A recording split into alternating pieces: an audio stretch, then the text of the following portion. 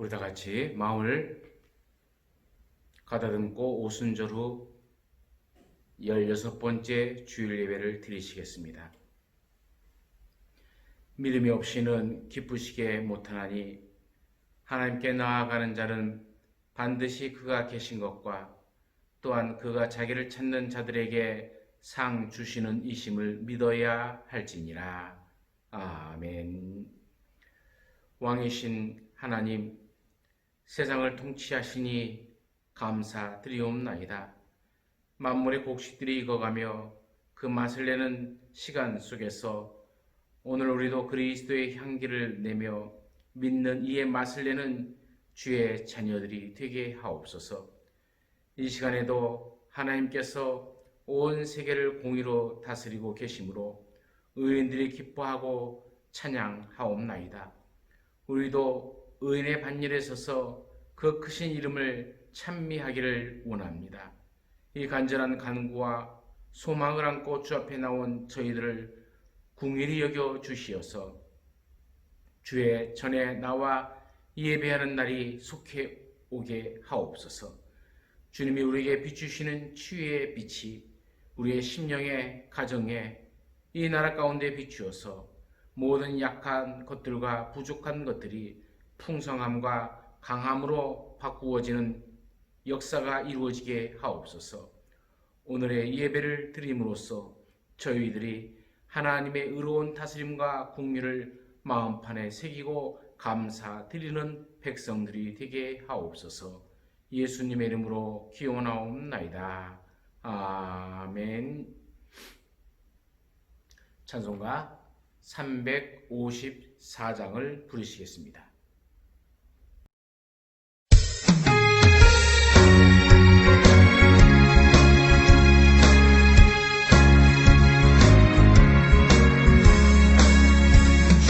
주랑모하는 자 올라가 목소리같이 모든 싸움 이기고 근심 걱정 벗은 올라가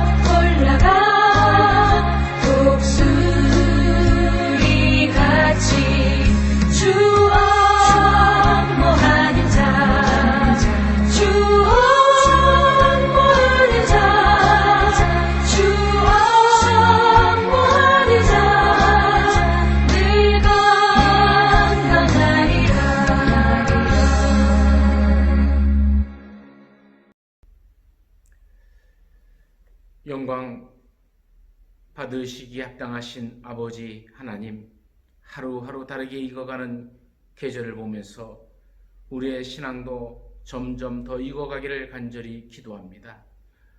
코로나의 질병이 7개월째 지속되어가는 현실을 보면서 우리의 심령이 점점 더 메말라가는 것 같아 이 시간 주님께 하늘의 은총을 구합니다. 구하는 자에게 후히 주시는 하나님의 은총을 의지하며 구하옵나니 우리의 간구에 귀를 기울여 주시어서 속히 이 환난이 지나가게 하시고 우리로 영과 육의 강건함을 힘입어 마음껏 주님을 찬양하게 하옵소서. 주 앞에 기도드리옵기는 우리의 삶 속에서 주님이 우리에게 베풀어 주셨던 그 은혜의 열매들을 잘 맺게 하여 주옵시고 오직 주님만을 자랑하는 우리의 삶이 되게 하옵소서. 주님, 주께서 핏값으로 사신 교회가 지탄의 대상이 되었고 주님의 백성들은 이기적이고 고집적이고 배려하지 못하고 자기들이 세상 속에 갇힌 사람이라고 욕을 먹고 있는 현실이 참으로 마음이 아픕니다. 그동안 우리가 주님의 말씀대로 살지 못하였음을 이번 사태로 더욱 분명하게 드러나는 것 같아 참으로 부끄럽기까지 합니다. 그러나 주님께서 우리 가운데 참 신앙의 구루터기를 남겨두시어서 그들로 주의 교회를 다시 온전하고 거룩하게 만들어 가실 줄 믿습니다. 이 거룩한 초대에 오늘 우리도 우리의 이름을 그곳에 기록하게 하여 주옵시고 현곡교회에 속한 모든 이들이 세상에서 주를 진심으로 찾는 모든 이들이 이 주님의 부름에 응답하는 시간들이 되게 하옵소서. 정치인들에게 지혜를 주시고 주의 자녀들에게는 참된 소망을 주시어 이 모든 환난을 넉넉히 이기고 더욱더 감사와 기쁜 마음으로 주 앞에 서는 날이 속히 오게 하옵소서. 건강 문제 때문에, 물질적인 문제 때문에, 가정적인 문제 때문에 신음하는 모든 이들에게 주의 평안을 주시어 그 모든 상황이 회복되어지게 하옵소서. 오늘도 우리의 예배를 흠양하여 주시고 거룩하신 주의 백성들을 통하여 온 천하에 주의 영광의 빛이 드러나게 하옵소서. 거룩하신 예수님의 이름으로 기도드리옵나이다. 아멘. 이 시간 우리에게 주시는 하나님의 말씀은 사무엘상 28장 3절부터 7절까지의 말씀입니다. 말씀을 봉독합니다. 사무엘이 죽었으므로 온 이스라엘이 그를 두고 슬피 울며 그의 고향 라마에 창사하였고 사울은 신접한 자와 박수를 그 땅에서 쫓아내었더라. 블레셋 사람들이 모여 수렙에 이르러 진침해 사울이 온 이스라엘을 모아 길보아에 진쳤더니 사울이 블레셋 사람들의 군대를 보고 두려워서 그의 마음이 크게 떨린지라. 사울이 여호와께 묻자오되 여호와께서 꿈으로도 우림으로도 선지자로도 그에게 대답지 아니하시므로 사울이 그의 신하들에게 이르되 나를 위하여 신접한 여인을 찾으라. 내가 그리로 가서 그에게 물으리라니. 그의 신하들이 그에게 이르되 보소서 엔돌에 신접한 여인이 있나이다. 아멘. 성가 찬양은 세상 흔들리고 찬양입니다. 원 제목은 오직 믿음으로입니다. 이 찬양을 같이 부르시고 또 마음을 열어 들으셔갖고 믿음에 흔들림이 없는 사람들이 되어지기를 바랍니다.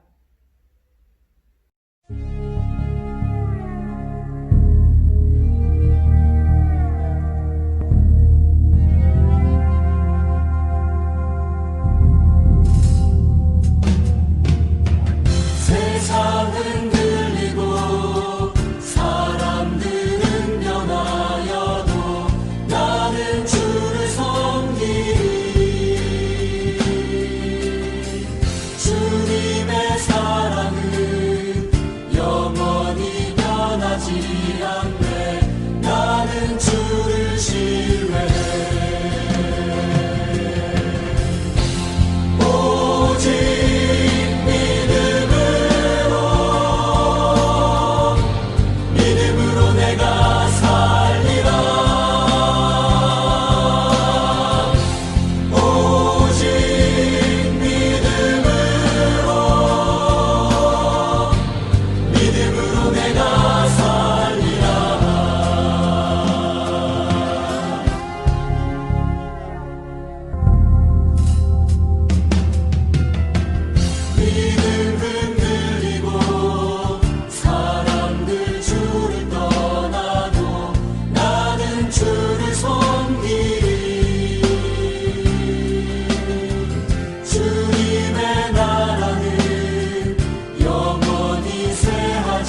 않네. 나는 주를 신뢰해.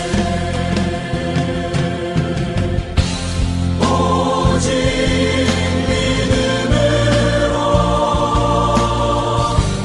믿음으로 내가 살리라.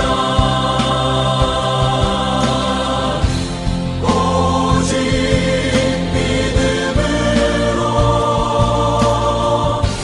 믿음으로 내가 살리라. 세상은 들리고 사람들은 변하여도 나는 주를 섬기리.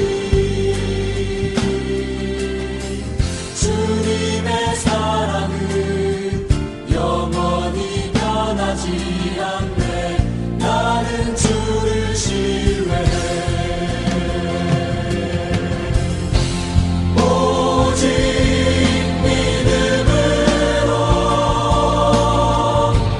믿음으로 내가 살리라. 오직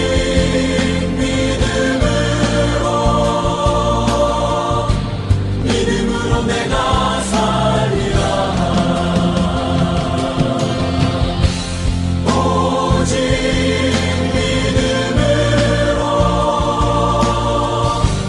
믿음으로 내가 살리라. 오직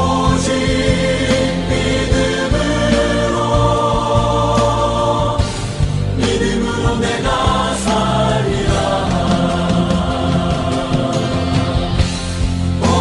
오직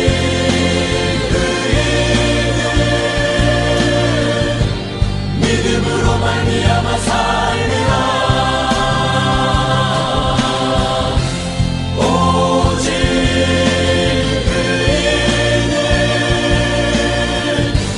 믿음으로 말미암아 살리라. 오직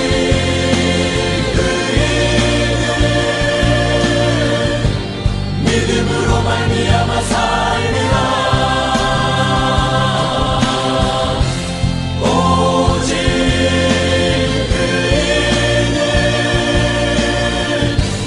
믿음으로 말미암아 살리라.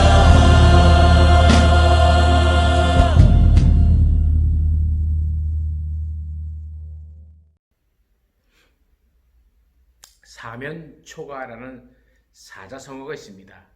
이는 아무에게도 도움이나 지지를 받을 수 없는 고립된 상태에 처하게 된 것을 의미하는 말이죠.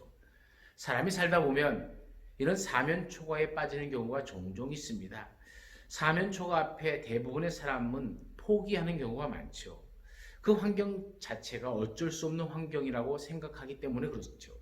정말 환경 때문에 어쩔 수 없이 포기해야 하는 경우도 물론 있습니다. 하지만 대부분의 사람들이 포기하는 데는 다른 이유가 있죠.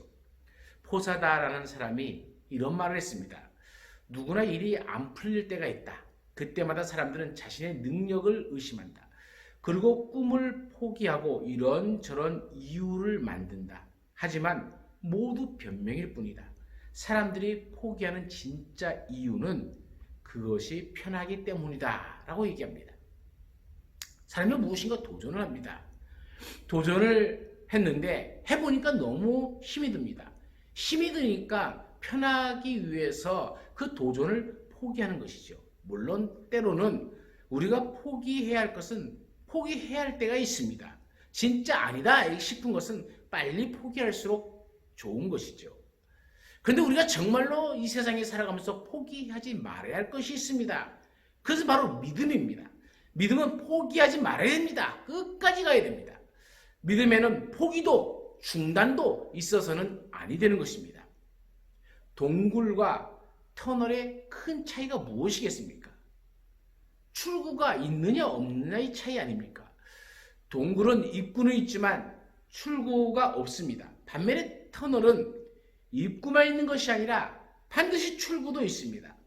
우리의 인생은 동굴이 아니라 터널입니다.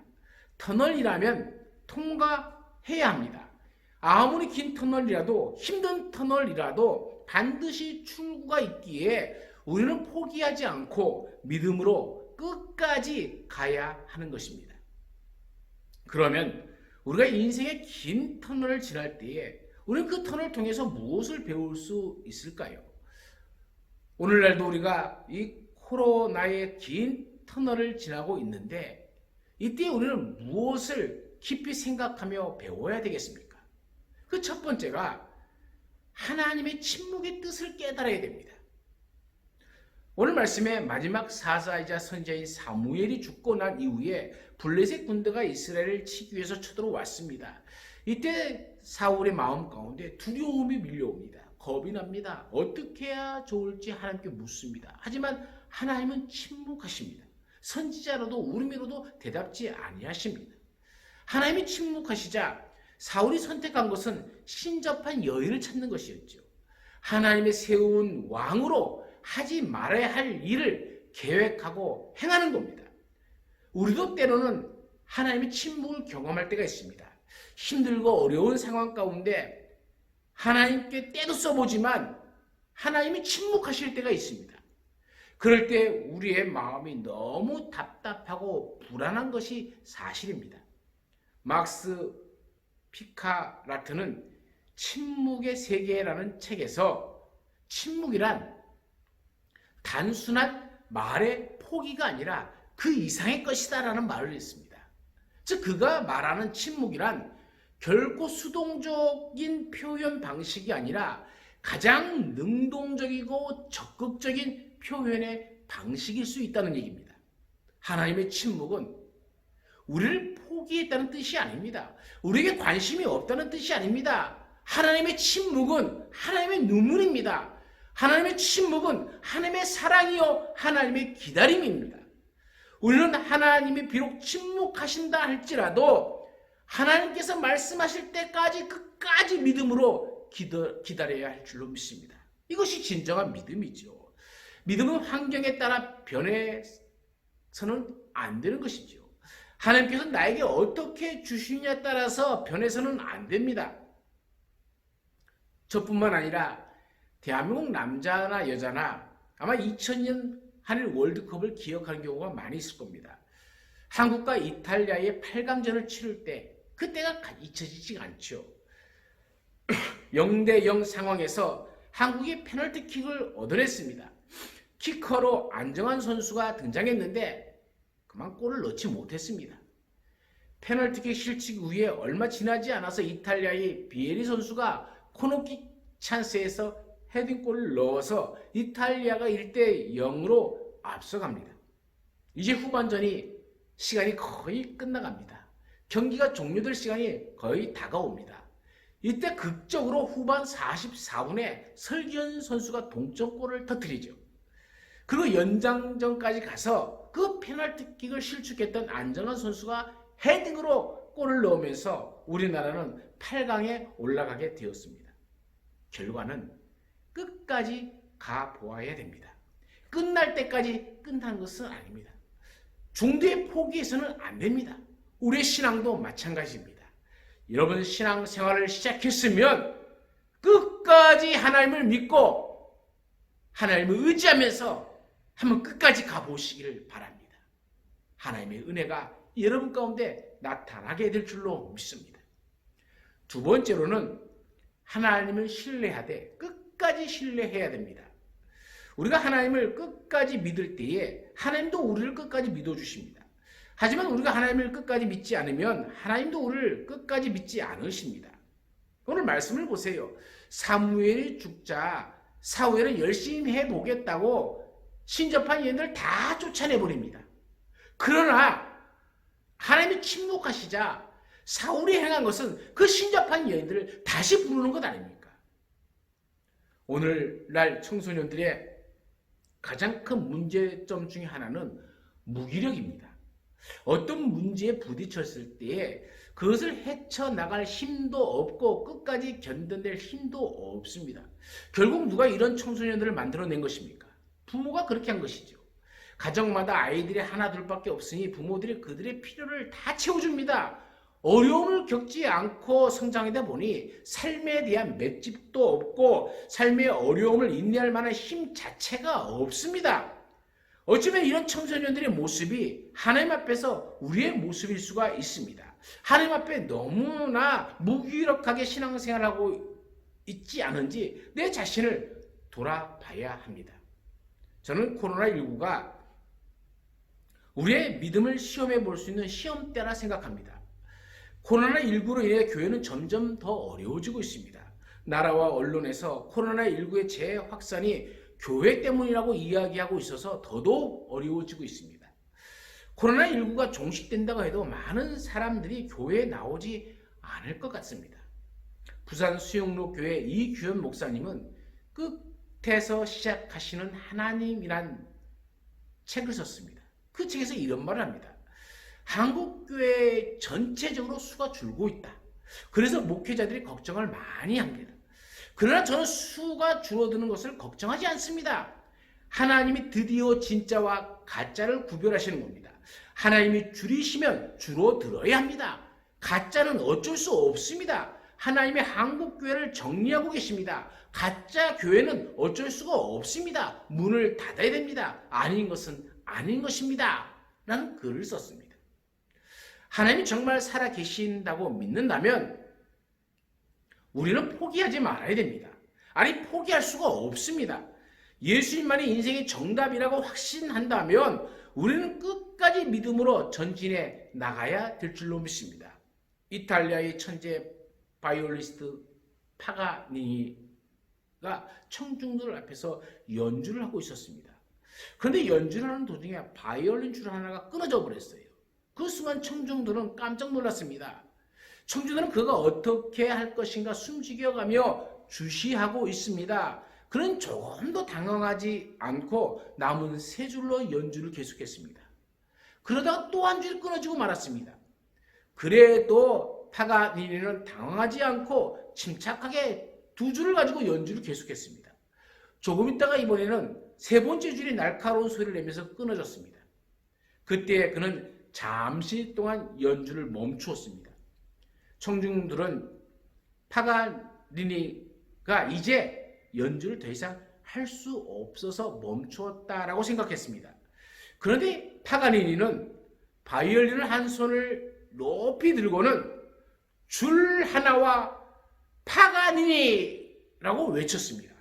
그리고는 노련한 기술과 뛰어난 솜씨로 마지막 남은 한 줄을 이용하여 곡을 완전하게 연주하였습니다. 그 순간 청중들은 우레와 같은 박수 갈채를 보냈습니다. 인생에 있어서 때로는 이와 같은 줄이 계속 끊어질 때가 있습니다.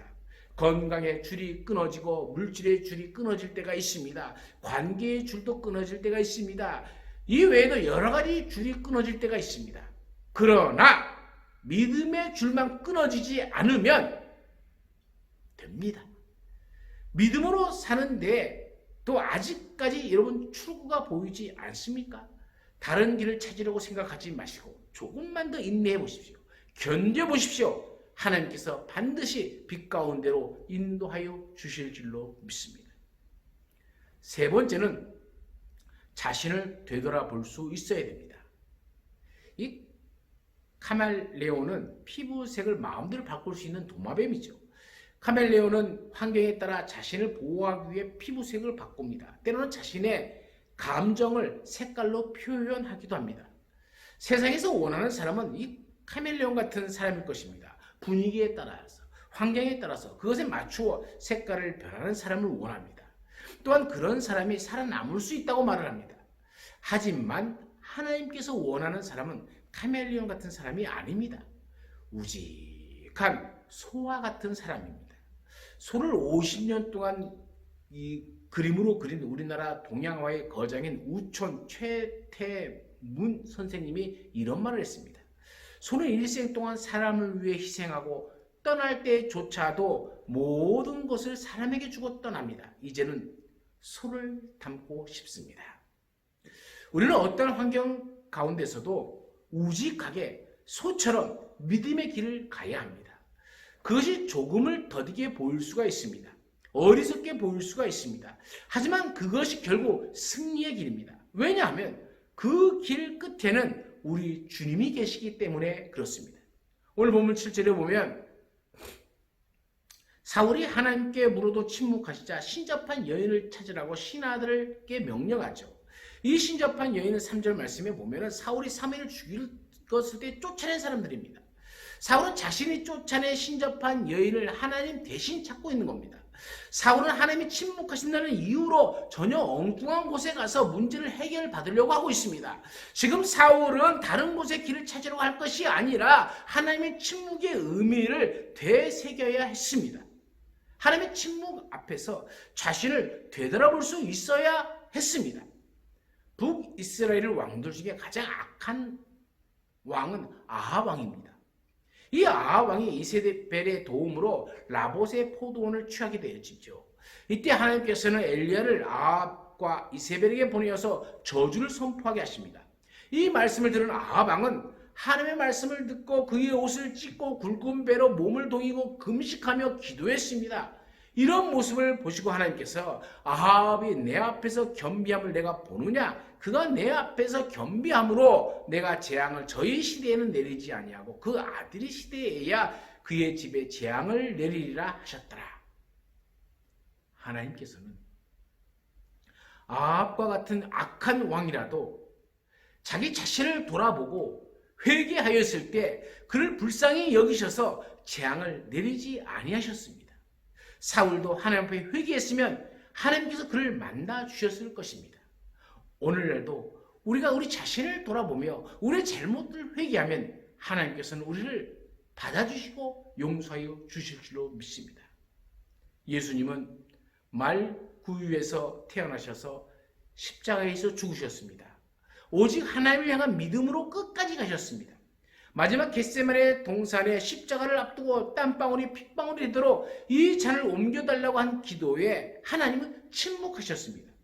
예수님이 세례를 받는 현장에서도 변화산상에서도 이는 내 사랑하는 아들이요 내 기뻐하는 자라고 말씀하셨던 하나님이 정작 어려운 이 환난의 때, 이 고난의 때, 이 시간에 겟세마네 동산에서는 예수님이 그렇게 간절히 땀방울이 핏방울로 변하도록 기도하셨을 때에 그렇게 하나님을 찾는데도 하나님은 침묵하셨습니다. 예수님은 하나님의 침묵의 의미를 아셨기에 믿음으로 끝까지 십자가의 길을 가셨습니다. 예수님이 믿음으로 끝까지 하나님께서 원하시는 길을 갔다면 저와 여러분도 그렇게 가야 합니다. 그런데 우리가 믿음으로 끝까지 가기 위해서는 해야 할 일이 무엇입니까? 중심을 잡는 겁니다. 하나님을 향한 무게 중심을 바로 잡을 때 우리는 끝까지 갈 수가 있습니다. 오뚜기가 넘어져도 다시 일어나는 것은 무게 중심이 있기 때문입니다. 이탈리아에 가면 피사의 사탑이 있습니다. 이 피사의 사탑은 처음부터 기울어지게 만든 사탑이 아닙니다. 집안 토질의 불균형으로 인해서 피사의 사탑은 점점 기울어짐이 발생되었고 이탈리아 정부는 경사각을 수정하기 위해서 10년 동안 보수 공사를 했습니다. 그리고 현재는 기울어짐이 5.5도에 멈춘 상태입니다. 이 피사의 사탑이 기울어져 있음에도 불구하고 그 모습을 유지하고 있는 것은 무게중심을 잘 잡고 있기 때문입니다. 만약 그 무게중심이 무너지면 한순간에 허물어지는 것이지요. 무게중심을 잡는 것은 이처럼 중요합니다. 우리는 하나님을 믿는 성도로서 하나님을 향한 무게중심을 바로 잡아야 합니다. 무게중심만 바로 잡고 있으면 흔들릴 수는 있어도 어떤 풍파가 와도 이겨낼 수가 있습니다. 믿음으로 끝까지 갈 수가 있는 것입니다. 사랑하는 성도 여러분, 믿음은 가다가 중도에 포기하는 것이 아닙니다. 끝까지 가는 것입니다. 하나님께서 침묵하신다고 포기하는 것이 아닙니다. 끝까지 하나님을 바라보고 하나님을 향한 무게중심을 가지고 가는 것입니다. 어떤 어려운 상황 가운데도 끝까지 하나님을 향한 믿음으로 걸어가서 하나님께서 주시는 그 승리의 기쁨과 승리의 은총과 승리의 복이 여러분 것이 되어지기를 간절히 축원합니다. 참으로 어려운 시대 속에서 우리가 살아갑니다. 코로나라는 긴 터널을 우리가 갑니다. 그러나 반드시 출입문이 있을 줄로 믿습니다. 나가는 문이 예비되어 있는 줄로 믿습니다. 잠시 우리가 영상으로 드리는 예배지만 이것도 곧 끝나 우리가 서로 기쁨으로 맞이하며 예배 드릴 날을 사모합니다. 믿음의 흔들림이 없게 해주시고 이 기회에 내 자신을 돌아보며 다시 한번 내 자신의 믿음을 점검하고 그 무게중심을 하나님께 깊이 둬서 흔들리지 아니하고 승리하는 하나님의 자녀들이 되게 하여 주옵소서. 언제나 함께 하시는 예수님의 이름으로 기도드리옵나이다. 아멘. 찬송가 357장을 부르겠습니다.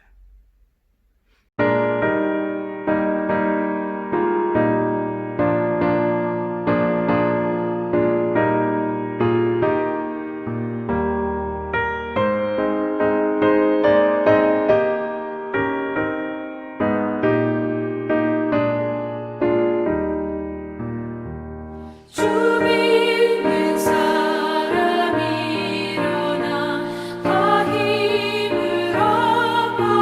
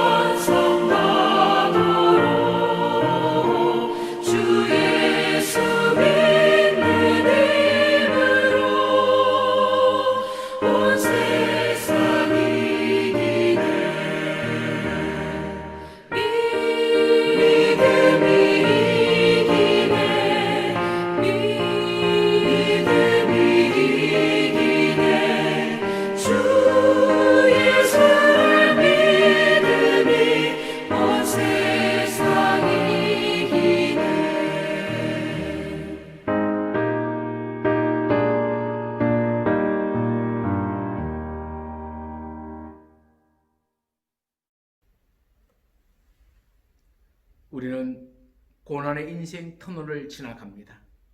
그러나 그 끝이 반드시 있을 줄 믿습니다.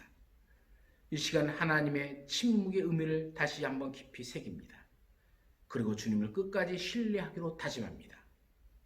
이 기회에 내 자신을 뒤돌아보며 내 삶의 무게중심이 언제나 하나님 앞에 두기를 결심하며 세상을 향해 나아가는 주의 자녀들과 저들의 가정과 기업 위에 이 나라와 민족과 주께서 세우신 모든 교회들 위해 우리 주 예수 그리스도의 한량없는 은혜와 하나님 아버지의 그 크신 사랑하심과 성령님의 인도하심과 교통하심의 역사와 도우심의 은총이 영원토록 함께 있을지어다. 아멘.